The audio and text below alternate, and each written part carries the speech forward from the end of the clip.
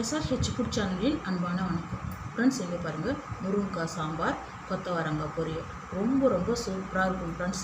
இந்த மாதிரி ட்ரை பண்ணி பாருங்கள், ரொம்பவே நல்லாயிருக்கும் ஃப்ரெண்ட்ஸ். வாங்க ஃப்ரெண்ட்ஸ், வீடியோக்குள்ளே போகலாம். நான் சாதத்துக்கு தான் ரெடி பண்ணிக்கிறேன். ரொம்பவே நல்லாயிருக்கும் ஃப்ரெண்ட்ஸ். சூடான சாதம், முருங்கைக்காய் சாம்பார், கொத்தவரங்காய் பொரியல், இட்லி தோசைக்கு கூட இந்த சாம்பார் ரெடி பண்ணலாம். ரொம்பவே நல்லாயிருக்கும் ஃப்ரெண்ட்ஸ்.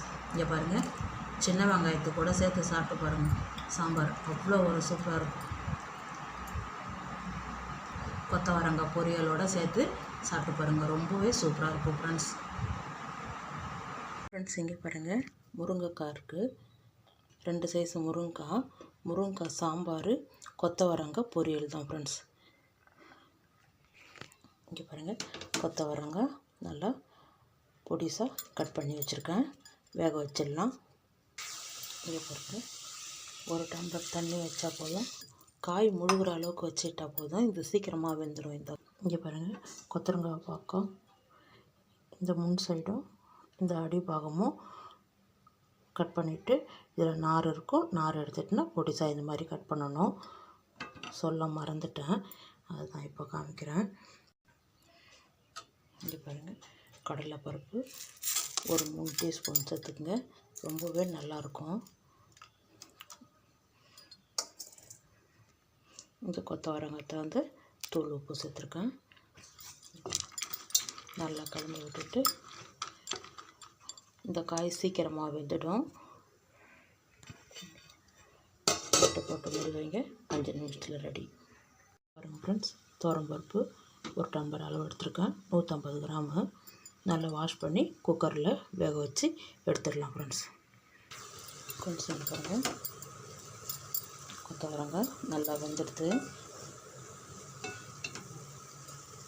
ஸ்டவ் ஆஃப் பண்ணிவிடுங்க, பாத்திரத்தில் மாற்றிட்டு தாளிச்சிடலாம்.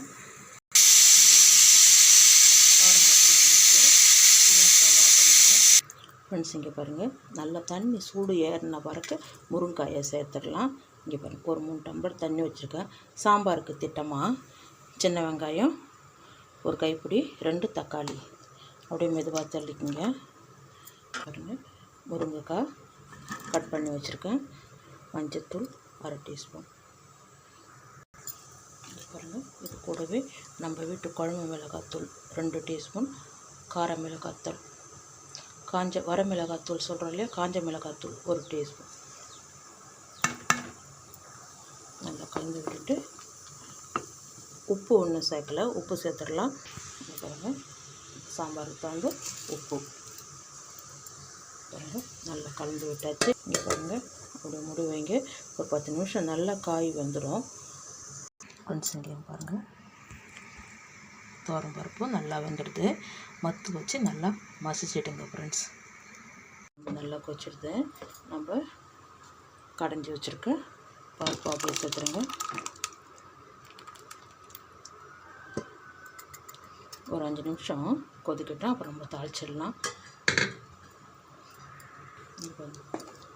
நல்லா கலந்து விட்டுடுங்க ஃப்ரெண்ட்ஸ். இங்கே பாருங்கள், பாத்திரம் மாற்றிட்டேன். சாம்பார் அதிகமாக எடுத்து பொங்கி வர ஆரம்பிச்சிச்சு. சின்ன பாத்திரம் அது. இங்கே பாருங்கள், புளி கரைசல் ஒரு சின்னதாக நெல்லிக்காய், முழு நெல்லிக்காய் சைஸ் அளவுக்கு புளி கரைச்சி ஃபில்ட்ரு பண்ணி வச்சுருக்கேன். அப்படியே சேர்த்துருங்க, கொஞ்சம் கலந்து விடுங்க.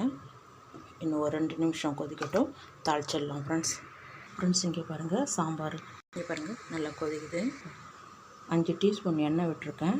கடுகு உளுத்தம்பருப்பு 1/4 டீஸ்பூன், வெந்தயம் 1/4 டீஸ்பூன், ஜீரகம் 1/4 டீஸ்பூன், பெருஞ்சீரகம் 1/4 டீஸ்பூன்.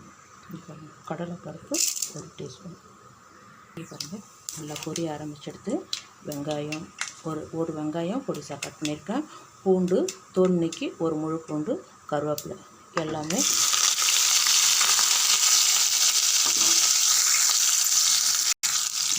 நல்லா சேர்த்தாச்சு. ஒரு 2 செகண்ட் வெங்காயம் வதங்கட்டும். செஞ்சு பாருங்கள், நல்லா வெங்காயம் வதங்கிருக்கு, வாசனையாகவும் இருக்குது. இந்த டைமில் நம்ம பெருங்காய பொடி சேர்த்துக்கலாம். கொஞ்சம் கூடுதலாகவே சேருங்க.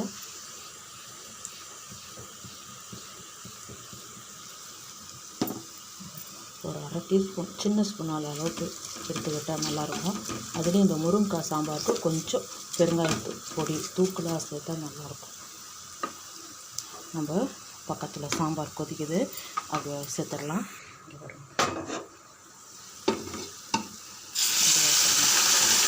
மெதுவாக செய்யுங்க, ஸ்டவ் ஆஃப் பண்ணிவிடுங்க. அவ்வளோதான், சாம்பார் ரெடி ஃப்ரெண்ட்ஸ்.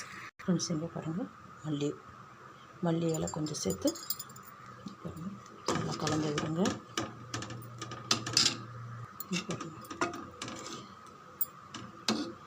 பாருங்கள் ஃப்ரெண்ட்ஸ், முருங்கைக்காய் சாம்பார் சூப்பராக இருக்கும் ஃப்ரெண்ட்ஸ். ரொம்பவே நல்லாயிருக்கும் ஃப்ரெண்ட்ஸ் சாப்பிட்றதுக்கு.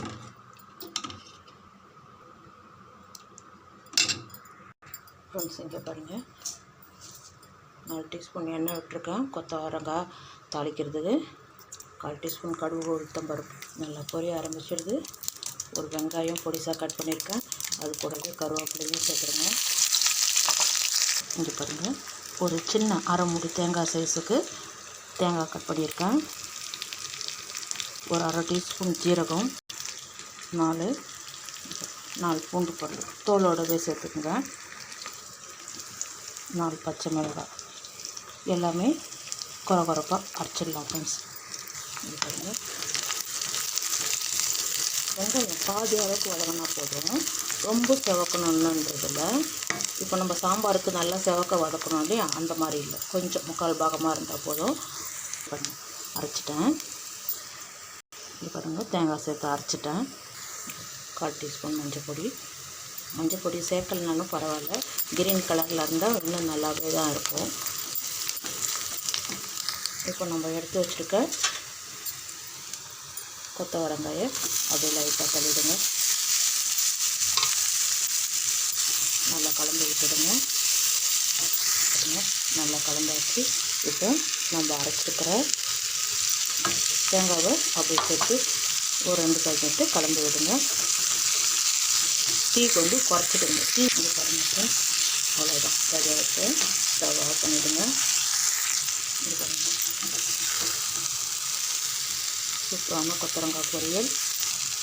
சூப்பரான கொத்தவரங்காய் பொரியல் ரெடியாக இருக்குது. ரொம்பவே நல்லாயிருக்கும் ஃப்ரெண்ட்ஸ். சாம்பார் கூட சேர்த்து சாப்பிடும்போது அவ்வளோ ஒரு சூப்பராக இருக்கும். இப்போ விரத டைமில் இருக்கிறோம், இந்த மாதிரி காய் வகைங்கெல்லாம் நிறையா சமைச்சு சாப்பிட்லாம், ரொம்பவே பிடிச்சமாக இருக்கும். இப்போ வாங்க ஃப்ரெண்ட்ஸ் சாப்பிட போகலாம். லைட்டாக மல்லி இலை மேலே போட்டுடலாம்.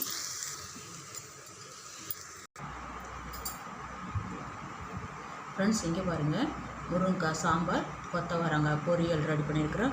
ரொம்பவே நல்லாயிருக்கும் ஃப்ரெண்ட்ஸ். இந்த வீடியோ பிடிச்சிருந்தா லைக் பண்ணுங்கள், ஷேர் பண்ணுங்கள், கமெண்ட் பண்ணுங்கள், சப்ஸ்கிரைப் பண்ணுங்கள், பக்கத்தில் இருக்கிற பெல் ஐக்கானை கிளிக் பண்ணுங்கள். Thank you friends.